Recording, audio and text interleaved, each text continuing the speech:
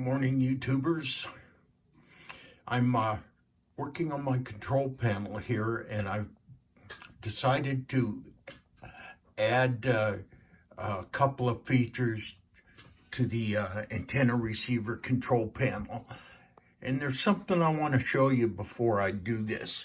When you see a piece of manufactured equipment and you see all this pretty artwork and they got numbers around the dials and hash marks, and you see all this stuff, it takes a lot of work to lay that out. I laid this one out using a program. I'm going to show you the program. This is my pre-selector that I built, and so here's my antenna receiver control panel. I'm going to tilt this back a little bit, and probably too much, and you can't see the numbers. Maybe I better do it like that. So what I've had to do is, because I'm making changes, is I had to move these control pots down the panel. These are for the antennas going to the 4 receiver. Move them down the panel and move everything else. Let me zoom out a little bit. Out. There you go. And I had to move the power switch and the dimmer switch. So now what I need to do is zoom back in a little bit so you can see this, and scroll this way. This is all laid out in an XY ordinate system, just like you do graphing, to where the origin is the bottom left-hand corner. The very bottom left-hand corner of the panel, and everything is figured out according to this XY system. So what I want to do is I need to make a copy of this line right there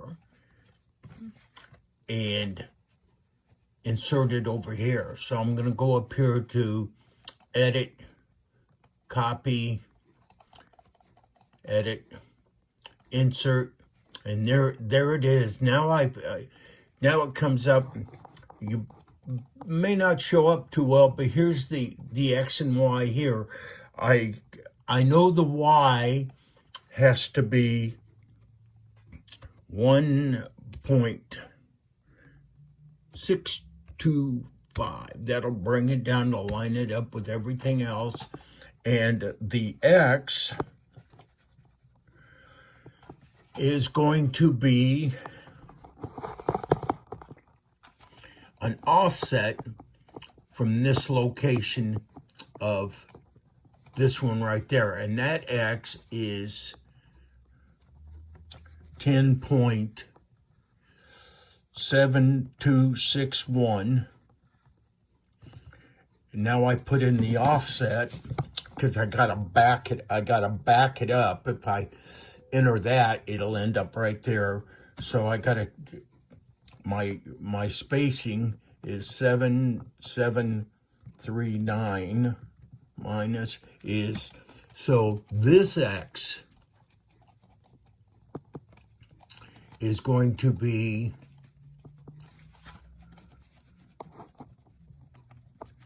get it inserted up there where you see the blue box. This X is going to be 9.9522. And there it is. There it is. Perfectly spaced to match my other panel. I don't have to move stuff in here, so now I got this. I may move this stuff a little tighter. Now I got room in here to put in what I want to put in. And while I'm here, I'm going to show you what I gotta zoom in and get it right.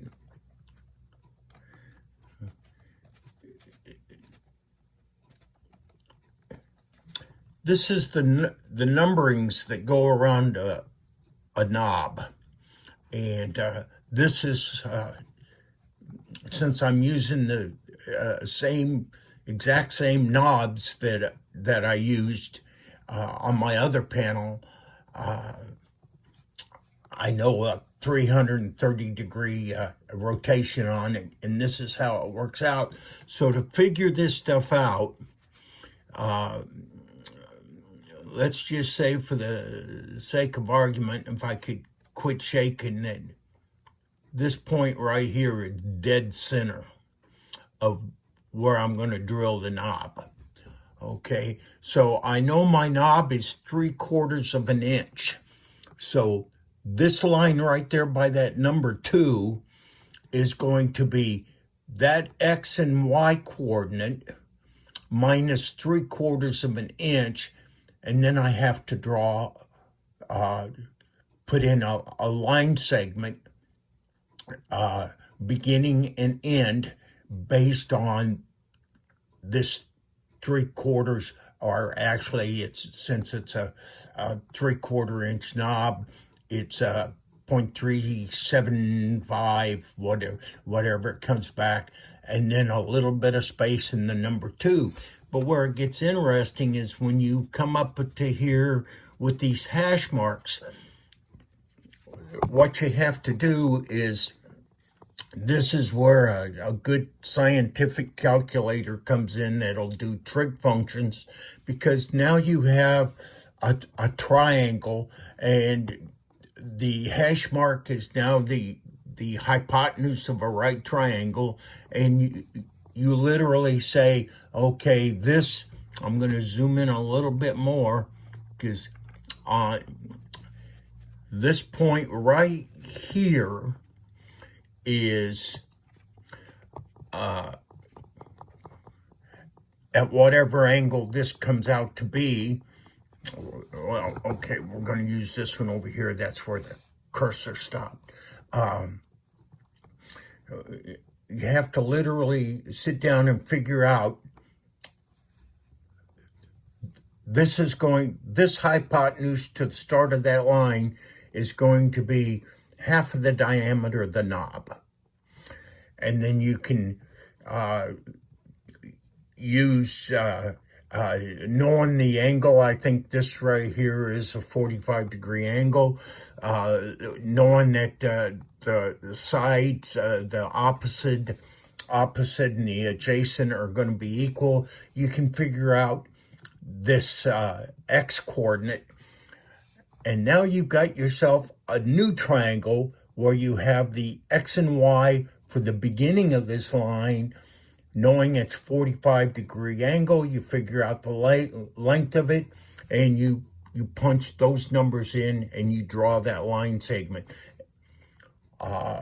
Then you space out a little further and add the numberings. Now, this is, I'm doing it probably the hard way, but so I have to do it for this knob and these 4 knobs down here, and I'm going to have a couple of knobs in here and a couple of more switches. So this takes a lot of work to lay out a panel, and that's unless you want to do embossing labels. I like my panels to look nice. At least they're not real professional. In fact, to tell on myself, if you look right here, you can see the numbers are actually off a little bit from the knob because the drill slipped. Same thing over here, the numbers are off a little bit from the knob because the drill moved. So anyway, this is what I'm going to be working on probably for a month or so, trying to get all this hash marks put in here and put the labeling of things like you see right there where it says antenna select and the numbers above it. I got to do that all down the panel. Anyway, that's where I'm at. That's what I'm doing. I've got a... I don't know what happened there. I must have bumped a button. But anyway, to finish this off real quick, it's probably too long. I hope next time you look at one of the panels on your equipment and take an appreciation for that guy that had to lay all that out.